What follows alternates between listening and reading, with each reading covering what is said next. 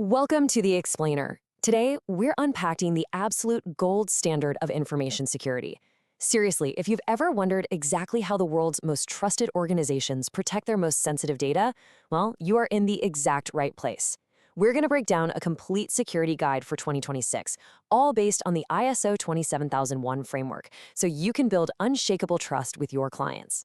Look, we have to face the facts. Data breaches cost businesses millions every single year. It's a terrifying financial reality, right?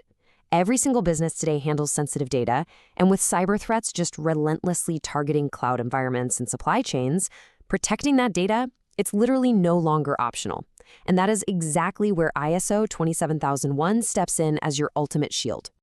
Okay, let's dive right into this. Here is our roadmap for today. We'll start with the foundation of ISO 27001, then explore the anatomy of the standard. Next, we'll walk through the 8 steps to certification, uncover the true business benefits of compliance, and finally, look at maintaining your security edge. Section 1. The Foundation. ISO 27001. From vulnerability to unshakable market trust. It is absolutely crucial to understand right out of the gate that ISO 27001 isn't just some basic checklist. It's a strategic journey, and at the very heart of it is the ISMS, the Information Security Management System. Think of an ISMS like the central nervous system of your security. It's a coordinated set of policies, procedures, and controls that manages risk across your entire organization. It seamlessly blends your people, your processes, and your technology into this continuous loop of planning, doing, checking, and acting. It doesn't treat security as this isolated backroom IT task. No, it treats it as a business-wide responsibility that just keeps getting better quarter after quarter. Now, before we go any further, we need to clear up a really common misconception: compliance versus certification. Compliance is basically an internal effort. You follow the rules, you do the work, but nobody's actually checked your homework. Certification, on the other hand, is an external validation by an accredited body. And you know what? Enterprise clients, partners, and regulators, they are increasingly demanding this external proof before they'll even think about signing a contract with you. Internal compliance is a great start, for sure, but certification, that's the actual key that unlocks major market trust. Moving along to Section 2, Anatomy of the Standard, breaking down the core clauses and Annex A. So, the mandatory requirements of the standard are neatly organized into core clauses, specifically clauses 4 through 10. But I want you to look really closely at Clause 5, Leadership and Commitment. This is huge. A CEO cannot just outsource this whole thing to the IT department and wash their hands of it. Absolutely not. Leadership has to actively own it. From planning risks in Clause 6, providing resources in Clause 7, running the daily operations in Clause 8, all the way down to continuous improvement in Clause 10. You literally cannot skip a single one of these if you want to pass an audit. 93. That is the magic number here. Beyond those mandatory clauses we just talked about, we have Annex A. And under the updated 2022 version, Annex A contains exactly 93 specific security controls. I know, that sounds incredibly intimidating, but they're actually neatly grouped into 4 really logical, modern themes: organizational, people, physical, and technological.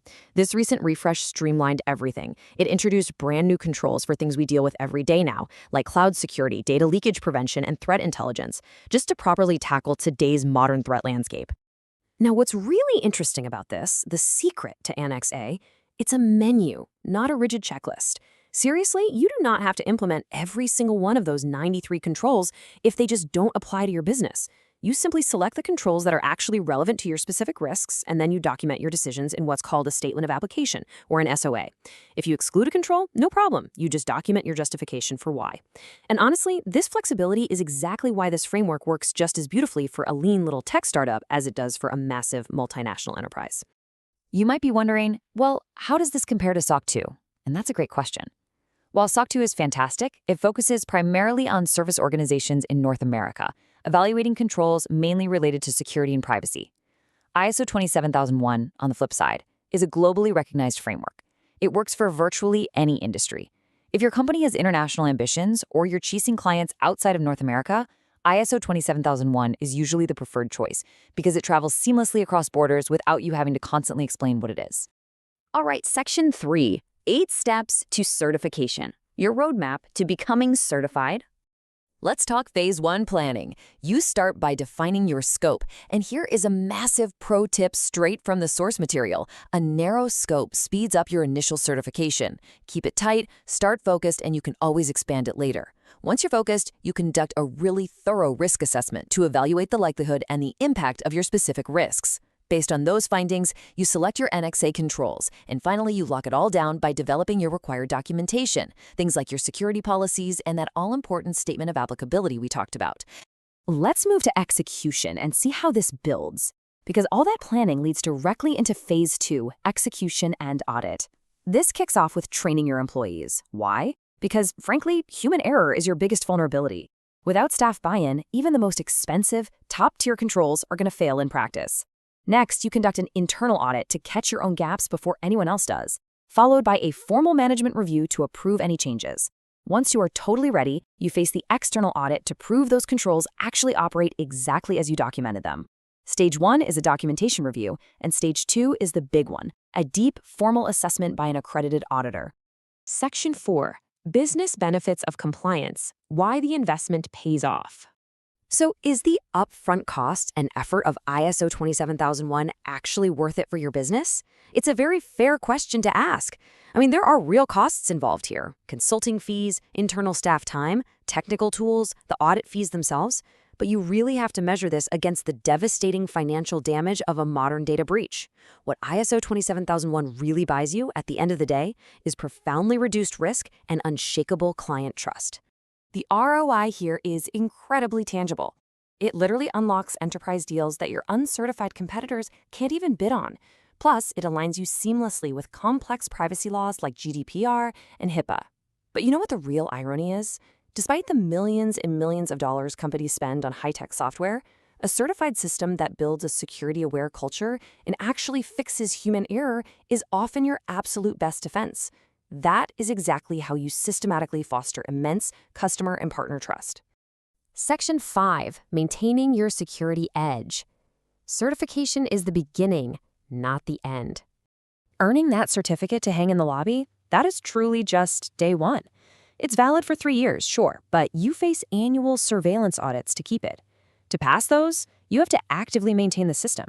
That means conducting regular internal audits, delivering recurring training to combat staff turnover, and continuously updating your risk assessments. Actually, fun fact, a recent 2024 amendment to the standard even requires you to consider climate change-related risks.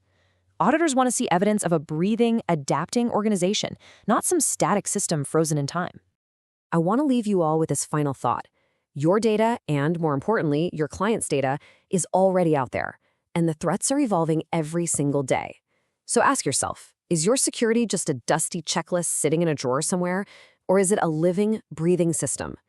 ISO 27001 forces you to build a system that thrives. It gives you the structure to adapt, to respond, and to succeed in a fiercely data-driven marketplace. I really hope this explainer has empowered you to rethink your own approach to security.